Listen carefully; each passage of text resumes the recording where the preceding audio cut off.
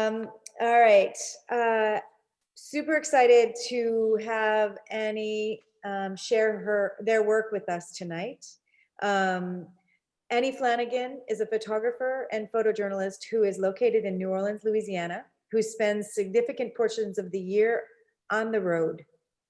Rooted in the documentary framework, Annie photographs topics that are rooted in their experiences and the experiences of those they love. Gender, sexuality, trauma, and self-worth are recurring themes. Annie's current self-initiated projects are being reworked for COVID-19. I imagine we'll hear a little bit about that. They hold a Master of Science from Syracuse University. I'm going to add something because this is why here's add a couple things. Annie is a recipient of many grants and awards, including the 2020 Robert Girard Grant for Emerging LGBTQ+ Photographers. Congratulations, Annie, on that. And the We Women Project Grant. I, with great excitement and honor, welcome Annie, and the floor is yours. Oh, you're still muted, my dear. All right, thank you. Okay, you didn't, well, hi, I'm Annie.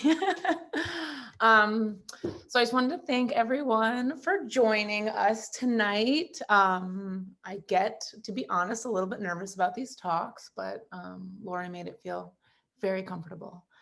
So I'm just gonna share my screen and then do a little explanation of what the slideshow or whatever will look like and sort of where I'm coming from and what questions and concerns I wanted to address. So let me do this. Okay.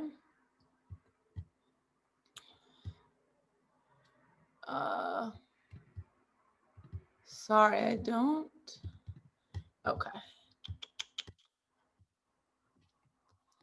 Here we go.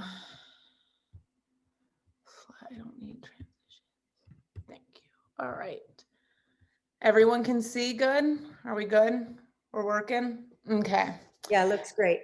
Okay, good. All right. So as I considered the talk tonight and where we're situated with the heartbreaking news about Breonna Taylor and working during this pandemic that is highly contagious, I rooted the talk in, I guess, reoccurring themes that I've been thinking about, and mostly about like how to be compassionate and work with compassion while being a journalist, and navigating the power that comes with the camera, as well as the importance of local journalism. So this doesn't really touch on local journalism because I typically work with national media outlets, but I do really encourage everyone to go look at local newspapers because they're very important. So that's where I'm coming from. I asked around and put some questions out on Instagram. So I structured the talk considering what feedback I got that people were interested in hearing about. Oh, sorry, I hit the wrong one. Okay. All right. Oh, sorry, I always do this.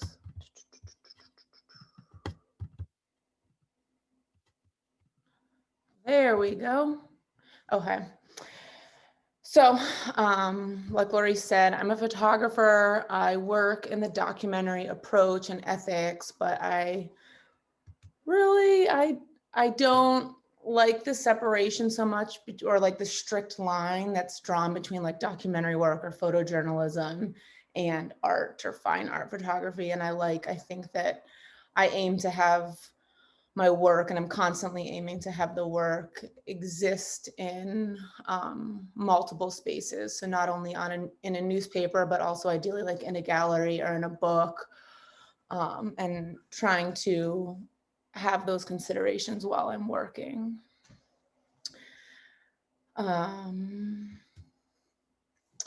So this is just to give you an idea. A lot of my work,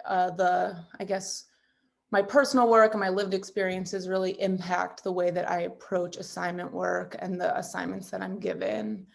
So those past two images were, one was of a good friend while I was living in North Dakota, and then this image is for an assignment for the New York Times in Montana, but just like over, I lived in at the very west end of North Dakota. So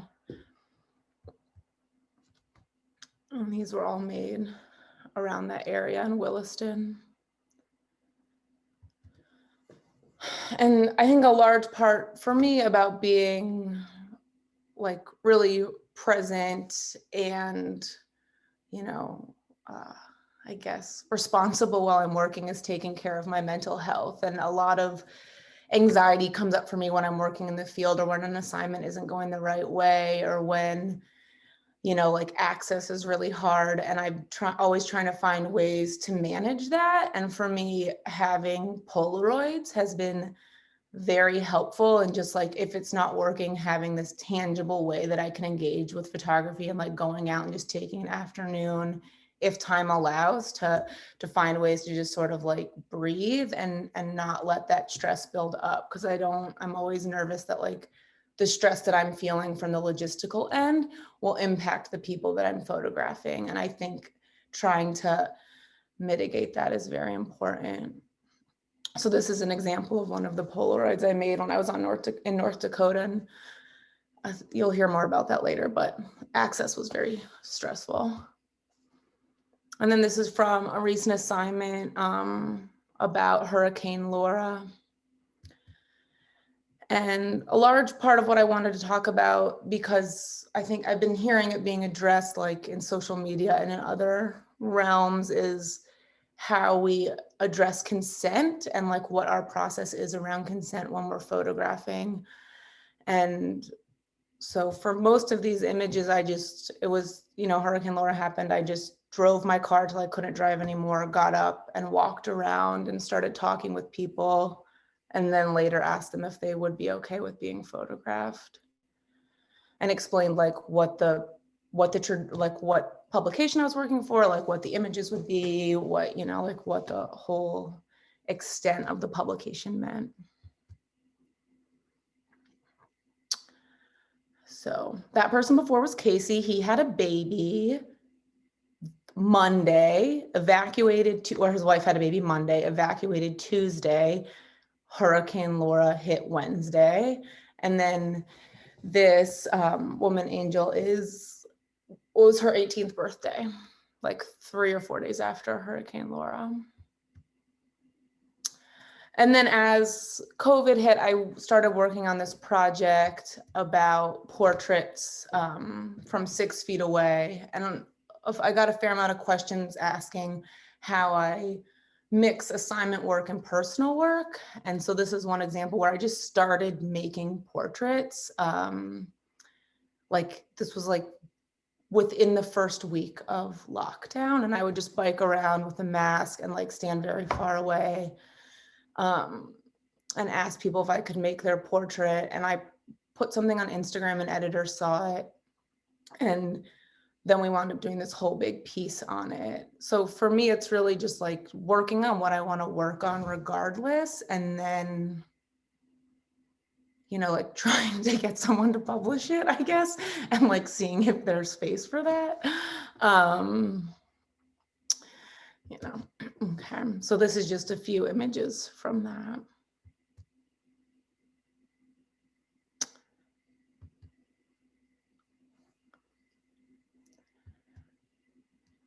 And then this is an image from an assignment about high rates of suicide in Montana. And sorry, I'm gonna take a drink of water. For me, I was sort of an abrupt transition, but we're just gonna roll with it. So for me, it's really like, I think one thing that I try and remind myself is that like, I try and move as slow as possible when I'm working, especially when there is like trauma involved. And these parents lost their son. I forget his age. He died by suicide, and this was the first time they were visiting his grave after the funeral. And when I got there, I just, like, I arrived first, and then they showed up and we talked, and they're sort of like, well, like, how do you want to do this? And we had briefly talked about it on the phone, but you can't really like prepare for those types of situations. So I'm just like, you do what you need to do. And if you're comfortable with me photographing, I will. And if you want like moments alone, then like, please take those moments alone, like whatever you need. And I think it's sort of like, I mean, I don't really have conversations that much with other people about how they work. And so I'm always curious, like how different people handle situations. And so they were like, you can photograph and we just would like to pray. And then I let them like start the prayer by themselves. And then I began photographing like a few moments in.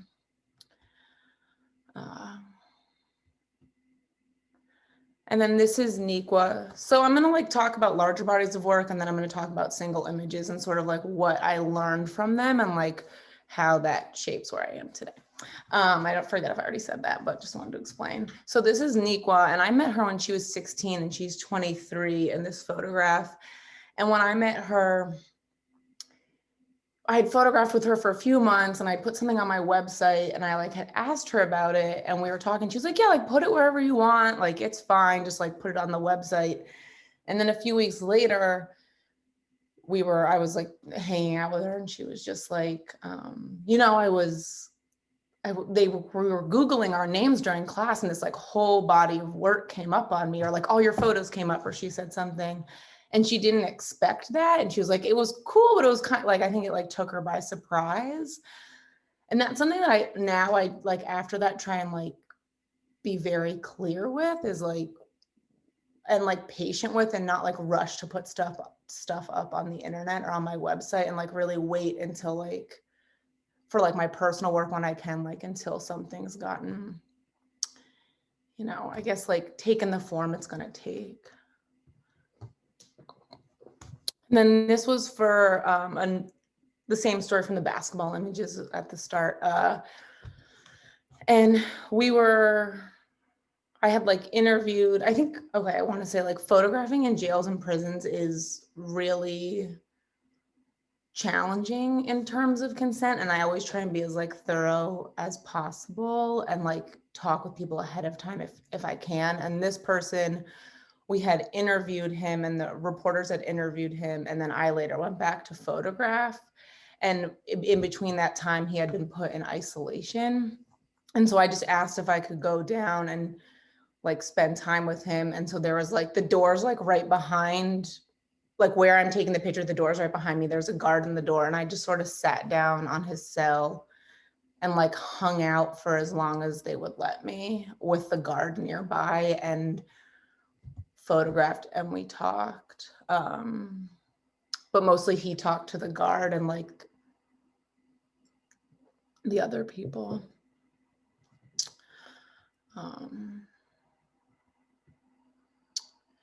And then this is for a story on funerals that I did, or on grief, and sort of how grief was manifesting itself and is manifesting itself during COVID, and how like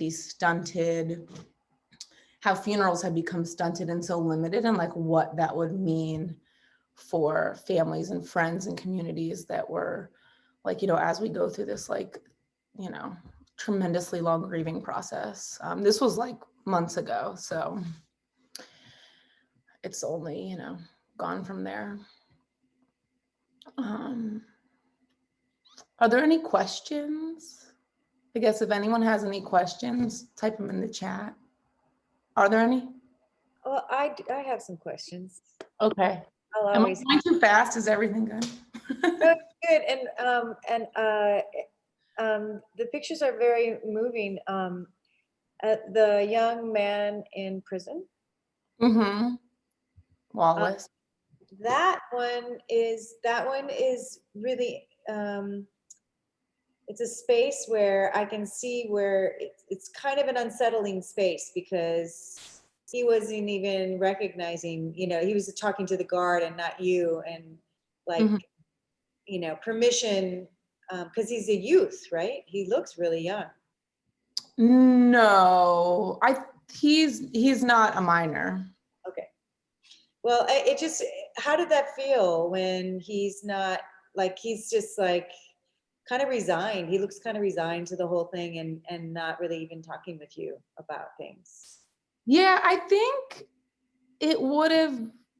It's interesting because sometimes when I'm working, there are like moments that feel like this, and then there's like a lot more like chaos around. But like him and the guard were like bantering, and then the conversation switched.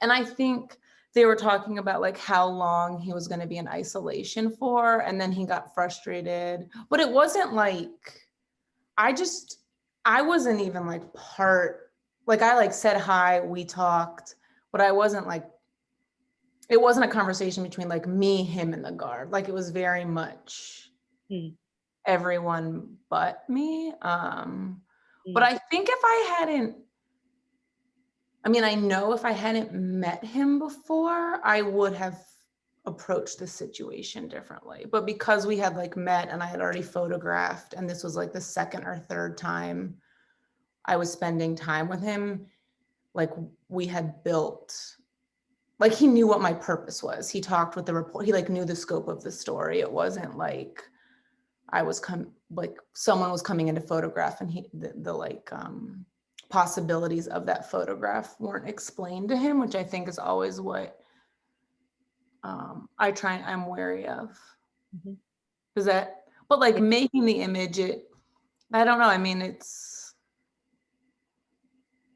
He's very funny. So it's like, I don't know. I think this is like a moment in our like interaction, but a lot of it was also like him and the guards just sort of like shooting the shit. If that. Yeah, Joan asked, why did you choose him? Because it was a story on education in Wolf Point, Montana, and it was like an investigative story, and he was one of the people, and a part of it looked at, I like Erica Green and Annie Waldman. It was a collaboration between the New York Times and ProPublica. Did like a brilliant job, and I recommend you go read the piece. But he was one of the people that looked at, like, that they found that was suspended from school, like that looked at the like school to prison pipeline, basically. So I didn't choose him. They like interviewed a bunch of people, and then they sort of narrowed it down to the ones that Yeah. experienced that. Yeah. So, and I know you're showing individual portraits from many different stories and conversations, but Ricky asks, and I know you're going to tie them all together, but I want to answer Ricky's question. What body of work did the portrait of Nikwa belong to? What was the scope of that story? That is from a body of work called Hey Best Friend, that the scope is unknown, I would say. I started that story when I was in grad school, and it was about Nikwa and her best friend Brittany. And I photographed them the last 2 years of high school, and then they're in Syracuse. And so then I try and get back as much as I can to photograph with them in Syracuse. So it's not as much as I like, or can fit into a year. But I went back this October for a month because Nikwa had a baby. And so and we didn't know when it would be due. So I just stayed in Syracuse until she had her baby. But that, I don't know. It's like, I don't ever want to stop photographing with them, and I don't really like, I don't know what the scope will be, or like where and how it will live yet. Okay, so George, I see your question, but I want to wait because I feel like I've seen how many slides she plans. They plan to show. But Juno asks, any assignments that you've said no to and have a memorable reason why? Yeah. I don't,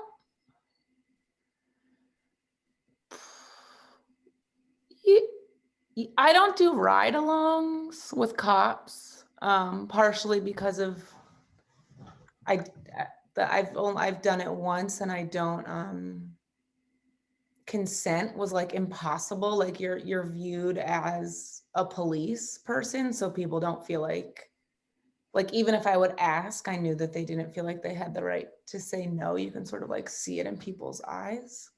So I say no to ride-alongs. And then a few, I don't, it's not like 100%, but stories on like particularly Black identity or stories that I don't think that I should be photographing or that I'm best suited for the job, I'll try and, or I will like pass and recommend people that are, better to do it. But that's usually like a conversation, I don't like just like, no, I can't do it by like I usually like, it's something that I feel like there's like that. That's not like I don't photograph sports because I don't like sports or something, like they're like other, I'm trying to think if I'm missing something, but basically like ride-alongs is a hard no for me.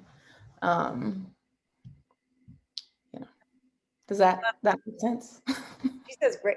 Juno says great to hear that.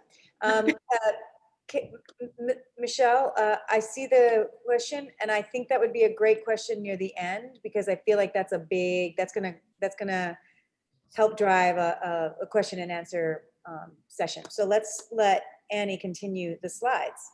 Yeah, and I'll try and go. I'll just go through these. I'm gonna like talk about it one big these are like single images, and then I'm gonna talk about this like a couple big projects. So we'll like go from there.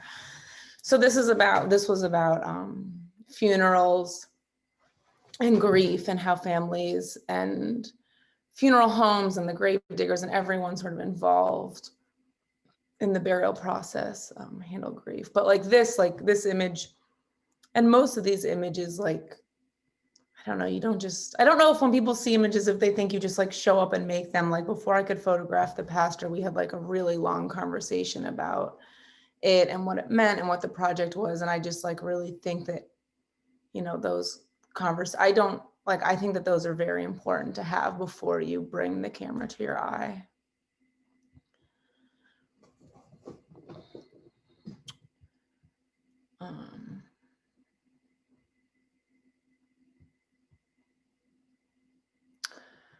So this is a project. Now I'm going to start talking about this, a body of work called Deafening Sound, which is about like, it's a project that began, I'm trying to think of how we, okay. I structured it a little weird. I'm not a real linear person, so this is going to be sort of like woven throughout.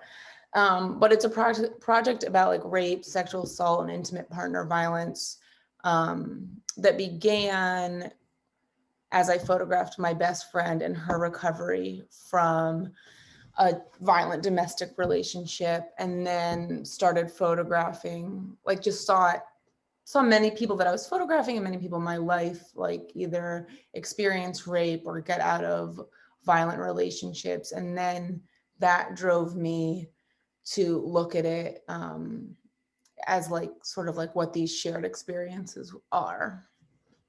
And how people that experience the same type of violence, but like a lot of it is situated in North Dakota and Montana, like how that looks and what's that's differences and what the similarities and challenges are in that area, and just, like have a large body of work about it. So this is Eastern Montana. And this is Shirley, who I photographed with, and I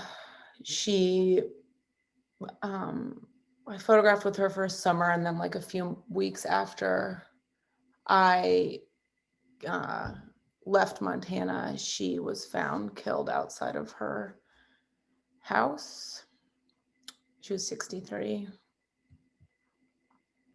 And so I went back and photographed her grave and met her family and, you know,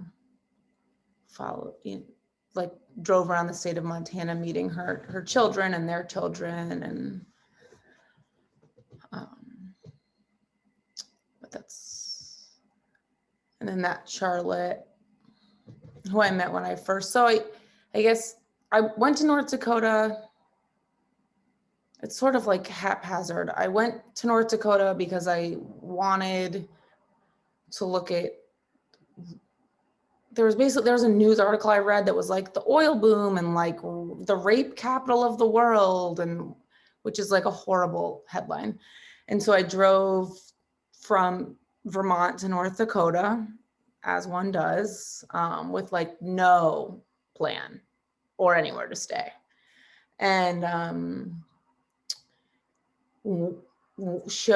just sort of showed up at the crisis shelter there and like showed them my work and met with them. And then after like 3 weeks, they let me basically, I like moved into the shelter and lived there for a month or so, being a volunteer and also photographing. And there was like a steady group of women and their kids that lived there, and everyone there was like comfortable with me photographing. And this was Charlotte, and she lived there when that summer that I moved there. And then I returned as much as I could. I stayed for I moved there for a winter, or I would move there for a summer and come back.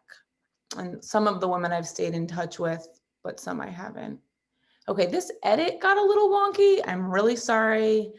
So that's how I got to North Dakota. And then now I'm just gonna see. Okay, I don't know why the hell that happened like that, but whatever. So that's part of that body work. And then this is my best friend, Hannah, who I photographed since I've been 14, since I first picked up a camera. And through this project, I think I know, or this part, which is called We Grew Up with Gum in Our Hair, like Deafening Sound is this larger body of work that I break up into different chapters. And so Sweet Crude is the name of the project in North Dakota. My Water Chokes Me is the name of Shirley. And they're all sort of, I try and have them all look at different aspects of this violence and the consequence of this violence, and how society handles it or reacts to it. And so Hannah is my best friend, and this project is the one that started it. So I only included 3 images just to sort of give you an idea. So when we were in our early 20s, she was in a violent domestic relationship, and I didn't know how to handle the situation, and neither of us knew how to handle the situation. And we didn't talk for 2 years. And then when we reconnected after she left him, she started recovering from this relationship and experienced extreme CPTSD. And so this was an excerpt from her journal, sort of outlining the pros and cons of staying alive. And I think I'm not interested in photographing acts of actual violence. I'm more interested in the peripheral and the trauma and sort of the ripple effects of that. And I think you have to find ways to speak to history if you aren't there. So for me, artifacts and journals and other pieces speak to that. And then this was the first portrait I made of her after we reconnected. And because everyone always asks, she's doing great. We're still best friends. Hopefully I will get to see her soon. But for her, I learned a lot about how much power a camera holds, and what I recently gotten a grant, and her images were on my website, and I got an anonymous call from someone that I can only assume was her abuser, being take that down, or I'm gonna release these, there are gonna be consequences basically. And I called her and I was like, what do you want me to do? And then we took it down, and then she was, you know, and then we decided to put it back up after a few days. And so I think having these situations with someone that I can like really talk it through, like a lot of times you aren't granted that when something's published in a newspaper. And so I'm really like cautious and slow with work before I put it out there. And I don't like, speed and urgency doesn't guide me, I would say, because, you know, I don't know, you want people to be safe, and you never know like what could happen. And this is a self-portrait of myself. And so then this is Charlotte, that same, well, this is the summer I met her. That portrait was 2 summers later. And this is one of the first days that she got to the shelter.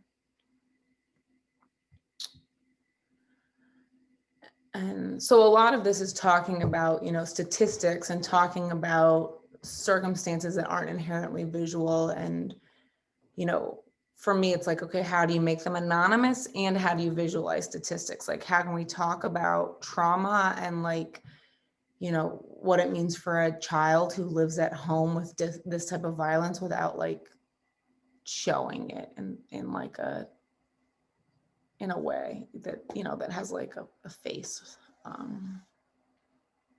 and being like creative and emotional with conveying that. So this is another, you know, example of sort of what I was talking about before, where upon entering the shelter, a lot of, you know, when you like sit down with someone, they'll be like, you know, they'll have a conversation like, what's your situation like, you know, and try and like get to understand like where the person's coming from.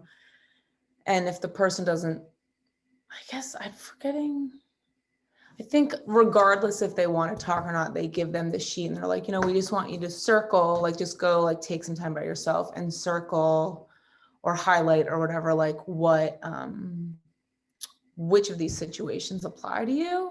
And there were a lot of sheets that I had looked through and that like I saw my time being there, and like most of them were like thoroughly marked up like this. And I think, you know, this, a lot of times people want to like downplay their situation, and this really like, you know, I think sometimes forces people to realize like what point it's gotten to. This is Laura in April. That first summer that I was in North Dakota, Laura had just escaped her abuser, and we were on a walk, and he found or he like was driving by and like circling us, and we were with her son. And so, you know, we called the cops. They told her there was nothing we could do, and then we like came back to the shelter, and then they called the cops, and the cops came in, and she just, at this point, she was just looking at them, and she was, I forget the exact words, but she was like, I should have just shot him. Like, it would have been better if I had just shot him.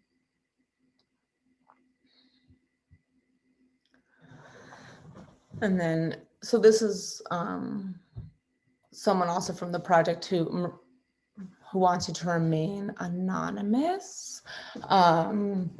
And so in some instances, you know, I couldn't spend a lot of time with people, or they were just would go to the shelter and then would be getting on a bus to go back home. Because a lot of the people that were in, like that came to the Williston, like were newly arrived there. It wasn't their home, and they had just come for like their boyfriends had gotten work in the oil fields, or, you know, like they had gotten work there. So a lot of the women just were like, I just want to get home. And so I tried to use portraiture as a way to include people that wanted to be included, but that maybe like didn't want to be included in the same extent that other people were. And then so I guess this goes into like back to the assignment work and personal work. Like I've never like that led me to things like basically looking at gender and like that type of violence. And then also in North Dakota, you know, there's very few abortion clinics, and like access to healthcare facilities is really like you have to travel very far distances. And so it got me very interested in rural access to healthcare. And then this is in North Dakota. And this was for a story about high rates of C-sections in Louisiana. But sort of looking at like, for me, it's like large scale, like what, I guess, like, you know, like how like nuggets from one place will like travel back and like impact what I'm interested in a different way, if that makes sense. I don't know. And then this is a story for Mother Jones about abortions and how challenging it is to get an abortion in Mississippi. I've worked a lot over the past few years about abortion access, and like in, you know, because there are like there's always something going on, which legislation to get abortion clinics closed. And so I spent a lot of time in Alabama, and then a lot of time in Mississippi, and the most amount of time in Shreveport, Louisiana. So the next few images, and that past one, even though it wasn't about abortions, but sort of like reproductive health and reproductive justice. And but they're all assignment work, and I guess like when I'm interested in something, even if I like to casually pitch, I sort of just like, hey, I'm interested in exploring this topic. If you wind up, you know, having any stories, like I'd love to photograph with you, but I don't like, someone also asked me like how you pitch stories, and I don't like to just sort of like let people know I'm interested and not like type out like a whole long pitch about something. Cause a lot of times, I mean, sometimes I do that, but mostly I'm just like, this is a topic I'm familiar with. I've like photographed before, and I like, you know, this is examples of my work. And if you like have anything, I'd like to work on it. So for this, it had to be anonymous. And for a lot of the anonymous photographs, you like can't, for certain publications, you can't show the back of your camera. So I tell them, I'm like, I can see your hair. I can't see your face. The pillow is here. I can see your bed. Nothing's on the walls. And I will just like tell the person everything that's in the frame so that they know. I'm like, I can see the tip of your nose. And they're like, that's okay. Or they're like, no, I don't want my nose in it. Or I can see your eyelashes. And I just try and like describe the picture down to the greatest detail, because it's, you know, their life.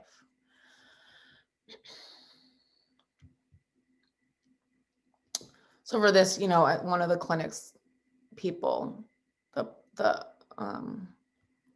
don't want to call them protesters, but people who don't believe in abortion, who stand outside, have tracked people down based on their license plates. So when the people arrive, they cover up all of the license plates in the parking lot with loose leaf paper to conceal it. And so for this, I asked, I was like, there are no bumper stickers. You can see Montgomery, but like you can't see underneath. Because sometimes when you photograph, you can still read the license plate. So they don't want like anyone, you know, including me, getting that information. And then also just like other ways to like indirectly or like more like metaphorically like talk about what the challenges are for driving 4 hours to the nearest clinic and having to like, you know, like stay the night. You know, it's a very challenging process.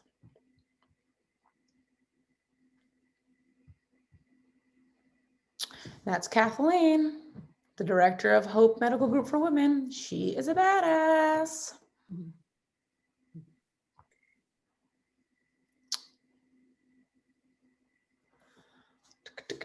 I have notes, so I want to see if I missed any of them, but I don't think so. Okay. How are we doing on time? it's almost 1:45, so. Okay. Well, do you yeah. want to do questions? I had like some work from Robert Giard, but we can also, whatever you guys want to do. Let's take, do you think if we left 10 minutes or, you know, if we took like a few minutes to do some questions on this work? And then we can, because I really do want to see the Robert Giard work as well. Yeah. Yeah. So interesting. I have never been asked by a media organization to not show the back of my camera to the subjects. I find that really interesting. And is this something new? No, but I've only been freelance for like 3 or 4 years. And I only recently started doing a lot of anonymous. It usually didn't come up for me. So I don't know if it's new, but it's certain publications. Yeah. Interesting. Huh. I'm going to get right to Michelle's question. Yeah. I take photographs with my iPhone to and from work. What type of consent is needed for street photography? Oh, I mean, I think the consent, okay, I want to say consent is a personal practice. Like legally,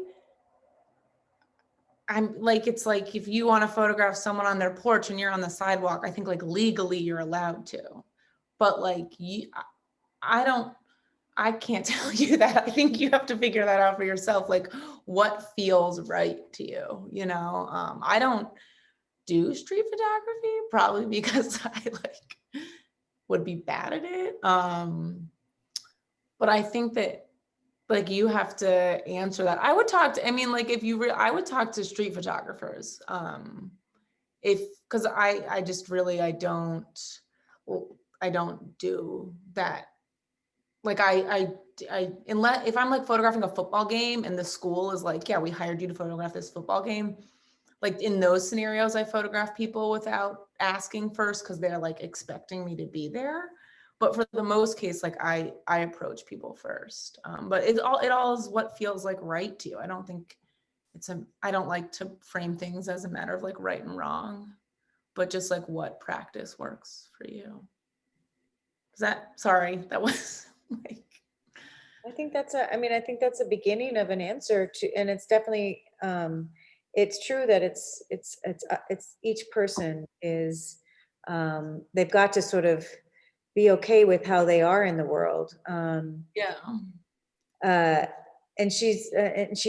the questioner also brought in it to documentary photography or photojournalism. But I mean, I think there is a very, very important conversation, more so now than ever, and about extractive photography and photography that represents from a Western, you know, European white male gaze. You know, it's about, there's a lot of conversations going on right now, Michelle, and you know, I'll put my email in the box into the chat to connect you to some more ongoing conversations. It is a process, and it is definitely a journey that you have to go on yourself. Does that make sense? Is that right, Annie? Do you think? Yeah, I think so. I mean, I think it's like what, yes, yeah, I do. I mean, I think there's a lot of things to be considered. Yes, yeah. I would just advise talking to people who like engage with that type of work that might have like more tips or like, you know, thoughts around how to navigate like those spaces. You know, also if you're taking the same route every day, my thought is that you'll probably see the same people. So if there's a way to like I like to introduce myself to people because I want people to like have the photos if they want, or to like be able to see the work if they want. And you know, like there are multiple reasons to like include and like let the people that you're photographing know that you're photographing them. So Any other questions before we can move on to the next project. Du-du-du-dum.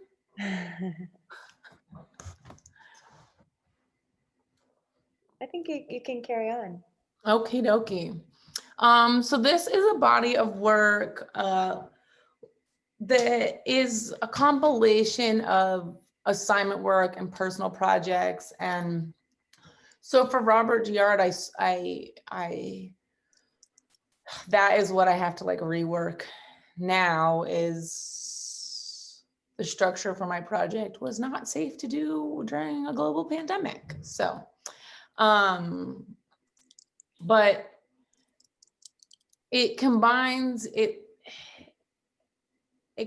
my, like, these are personal photographs and like photographs of my friends and like photographs that I make out of like my own desire with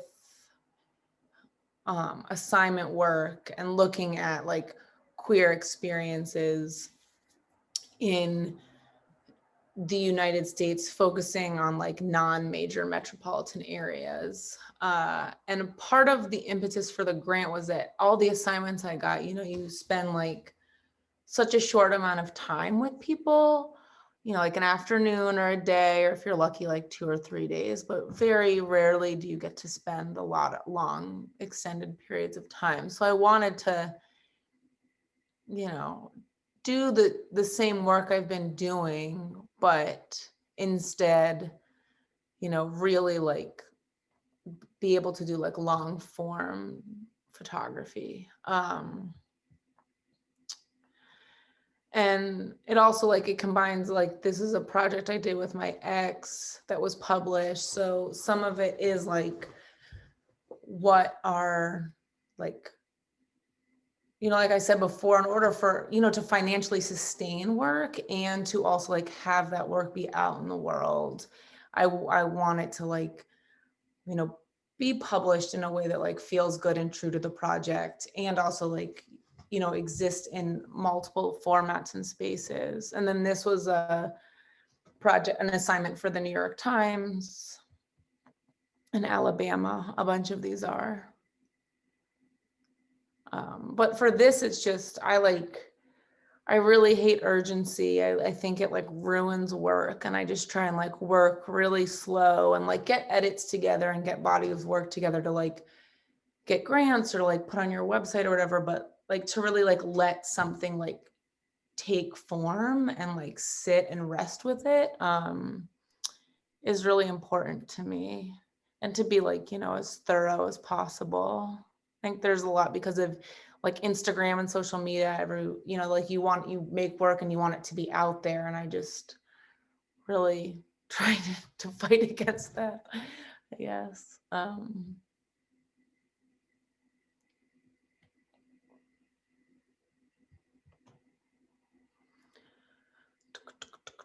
And so, yeah, I guess I'm trying to think, like how the assignment work and personal work can, like, I try not to like separate them so much, but like think about how they can contribute to like a larger narrative or a larger body of work.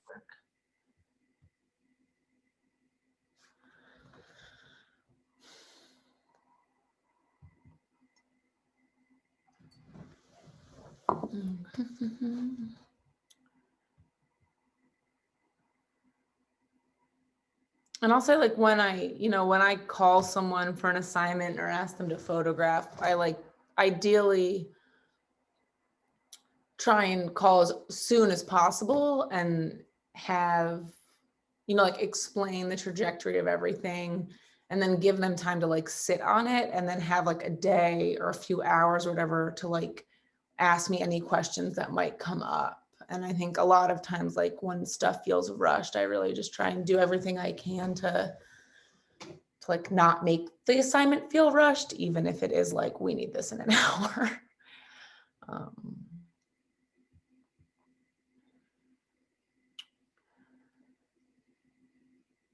And so, I don't know. And then this one is for a recent story on this podcast, Country Queers. It was for National Geographic, and this is Ray, the host of the podcast, and I highly suggest everyone goes and listens to it. It's really good. And just like oral histories of rural queers. It's really, I listened to it on my drive from New Orleans to Kentucky. That's great. Lots of baby goats.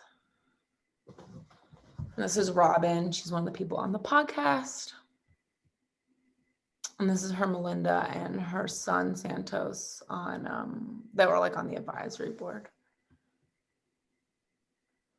And then also, always trying to find like other ways to talk about community and story and narrative that aren't just like pictures of people. Okay, that's the end. Really lovely portraits.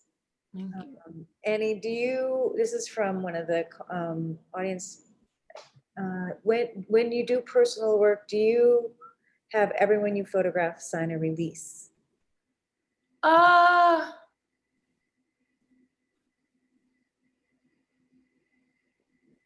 Sometimes, yeah. Sometimes no. I have contact. I don't know. I have contact for everyone. So for sometimes I don't know if I like can't reach someone and I can't talk to them and I have a release, I still wouldn't publish their image. Like I would want, like, say I photograph someone and then like 4 years later, there's like a museum show. I'm not going to like blast a photo of them if I can't like talk to them about it. Like so much can change in that amount of time. So releases are sort of, I don't know. I mean, like, yeah, I should, but I just like, that's not what matters to me. And that's why I'm not a lawyer also. But like, it does, I mean, like that conversation matters more to me. So I have contact information, but not releases. Does that make sense? It does. It's quite lovely, because I mean, yeah, that's really amazing. Does that answer your question on the audience? If there's any follow-ups, let us know, and you can unmute yourself. I'm going to go to Lily's question first. Thank you so much for speaking about your work. I really resonate with the idea of slowness in terms of photography, which was hard to maintain in grad school. It's nice to remember that others feel that way too. Was really a question, but yeah. I think it's that's one thing that strikes me as well. It's good to be reminded about slowing things down, and I really appreciate that as well. Kenneth asked, are you using digital or film? If digital, how do you decide on color or black and white?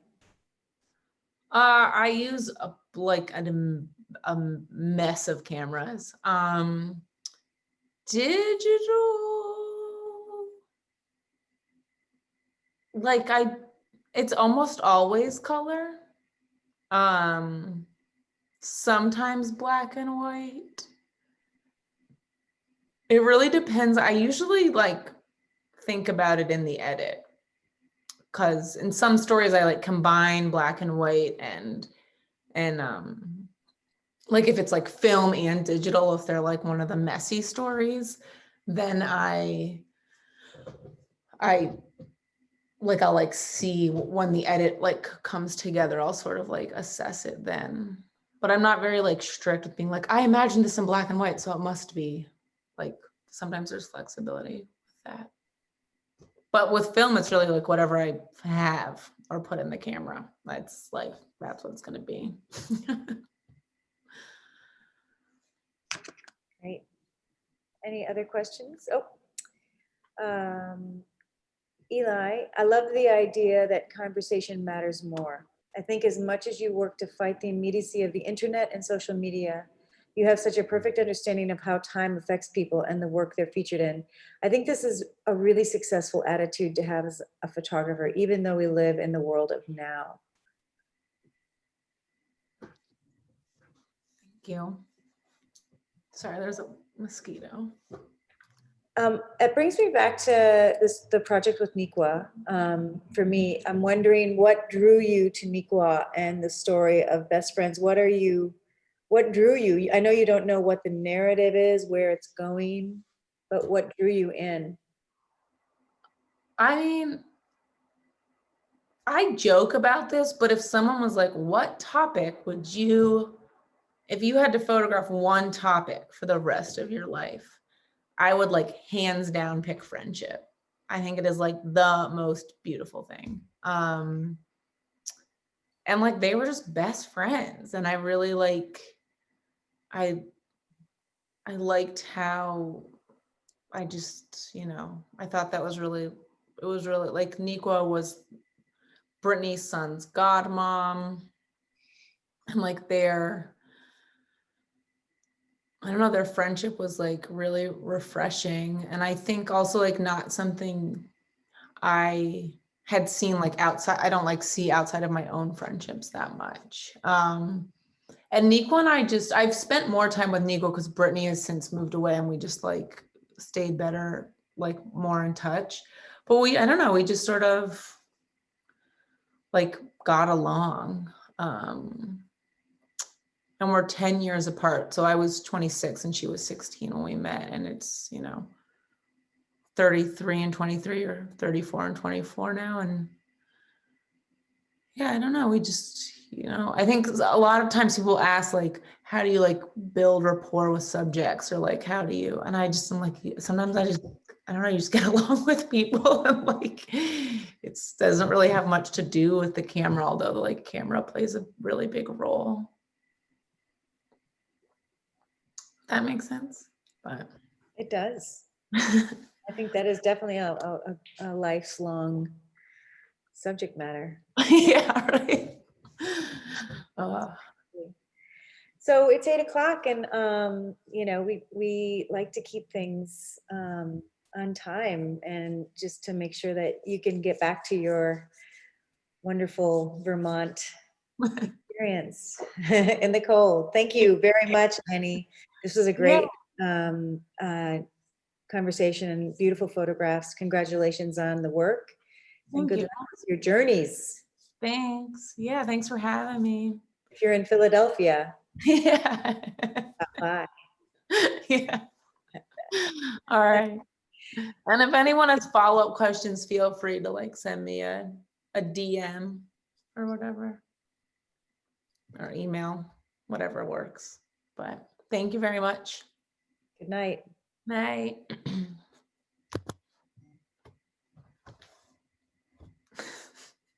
I don't know.